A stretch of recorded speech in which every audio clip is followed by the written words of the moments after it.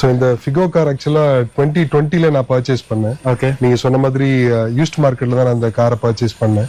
So first இதுக்கு முன்னாடி நான் ஃபோர்ட் கார்ஸ் எதுவுமே நான் யூஸ் பண்ணது கிடையாது. இதான் என்னோட ஃபர்ஸ்ட் ஃபோர்ட் கார் ஆக்சுவலா. ஸோ இந்த கார் சேல்ல இருக்கும்போது நான் பர்ச்சேஸ் பண்ணல. ஏன்னா நான் 2020 வாங்கினதால இந்த ஃபர்ஸ்ட் ஜெனரேஷன் ஃபிகோ வந்து அவங்க வந்து ஸ்டாப் பண்ணிட்டு நெக்ஸ்ட் ஜென் ஃபிகோவை கொண்டு வந்தாங்க. 2015 வந்து அது நெக்ஸ்ட் ஜென் லான்ச் பண்ணதுனால இந்த ஃபிகோ நியூவா சேல்ல இல்ல அந்த டைம்ல. என்னோட அங்கிளுக்காக நாங்க சோர்ஸ் பண்ணிட்டு இருந்தோம். இந்த ஃபிகோ தான் வாங்கணும் அப்படின்னு சொல்லிட்டு அவங்க ரொம்ப ஈகரா சர்ச் பண்ணாங்க. நானும் அங்கிள் சேர்ந்து தான் சர்ச் பண்ணோம். நிறைய சிட்டிஸ்ல வேற கேரளா பக்கத்து ஸ்டேட்ல எல்லாம் கூட சர்ச் பண்ணோம். ஃபிகோ காரு டீசல் பர்டிகுலரா டீசல் டைட்டானியம் தான் வேணுங்கிறதுல ரொம்ப பர்டிகுலரா இருந்தோம். டாப் மாடல் தான் வேணும். பிளஸ் வந்து ஒயிட் ஆர் சில்வர் இந்த 2 கலர் ப்ரிஃபர் பண்ணோம்.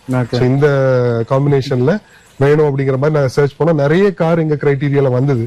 நிறைய போய் விசிட் பண்ணோம். சிலது வந்து ஃப்ரெண்ட்ஸ் மூலமா போய் பார்த்தோம், செக் பண்ணோம், அந்த இன்ஜினோட நோட் எல்லாம் கேட்டோம். எப்படிங்கறத நாங்க கிட்டத்தட்ட ஒரு 6 monthsக்கு மேல நாங்க வந்து டைம் ஸ்பெண்ட் பண்ணிருப்போம். ஸோ இந்த கார் வந்து ஃபைனலா செலக்ட் பண்றதுக்கு, இந்த அங்கிளுக்கு செலக்ட் பண்றதுக்கு ஆக்சுவலா.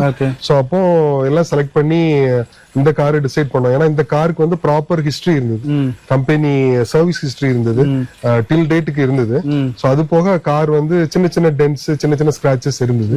ஸோ அதெல்லாம் பார்த்தோம். ஓகே, இந்த கார் வந்து இன்ஜின் வைஸ் நல்லா இருக்கு, டிரான்ஸ்மிஷன் நல்லா இருக்கு, டாக்குமெண்ட்டும் பக்காவா இருக்கு. ஸோ இனிமே நம்ம வந்து இதை வந்து முடிச்சிடலாம்னு முடிவு பண்ணிட்டோம். முடிவு பண்ணி வாங்கி அங்கிள் வச்சுக்கிட்டாங்க. அவங்க வண்டி வாங்கி அவங்க யூஸ் பண்ணிட்டு இருக்காங்க. அங்கிள்ட்ட ஆல்ரெடி 2 ஃபோர்ட் கார்ஸ் இருந்தது. ஒன்னு ஃபோர்டு குளோபல் ஃபியஸ்டா, இன்னொன்னு வந்து ஃபோர்டு ஈகோஸ்போர்ட். ஈகோஸ்போர்ட்னா அந்த ஃபேஸ் லிஃப்ட் இல்லாம உள்ள ஈகோஸ்போர்ட், அதுக்கு முன்னாடி உள்ளது. ஸோ அவ்வளவு வச்சிருந்தாங்க. ஸோ அப்போ எனக்கு ஒரு எமர்ஜென்சி சிச்சுவேஷன்ல கார் தேவைப்படுது. ஸோ என்னோட கார் வந்து பங்க்சரா இருக்கு. ஸோ நான் ஹாஸ்பிட்டல் போகணும். ஸோ எனக்கு கார் இமீடியட்டா தேவைப்படுது. அப்போ டைம் இல்ல எனக்கு பங்க்சர் ஃபிக்ஸ் பண்றதுக்கு என்னோட ஓல்டு காருக்கு.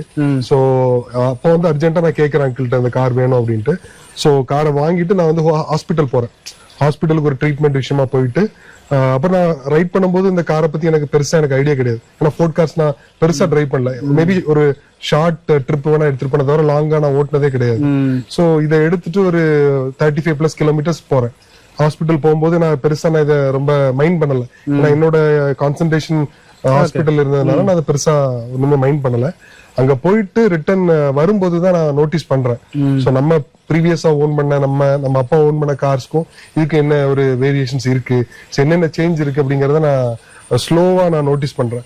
அதுல எனக்கு ஃபர்ஸ்டாவே எனக்கு ஃபைண்ட் அவுட் பண்ணது வந்து அந்த ஹைட்ராலிக் ஸ்டீரிங். என்னோட பழைய ஹுண்டாய் i10 எல்லாம் பாத்தீங்கன்னா இபிஎஸ் எலக்ட்ரிக் ஸ்டீரிங் ஆக்சுவலா. இது வந்து ஹைட்ராலிக் ஸ்டீரிங். ஸோ இதோட ஃபீட்பேக்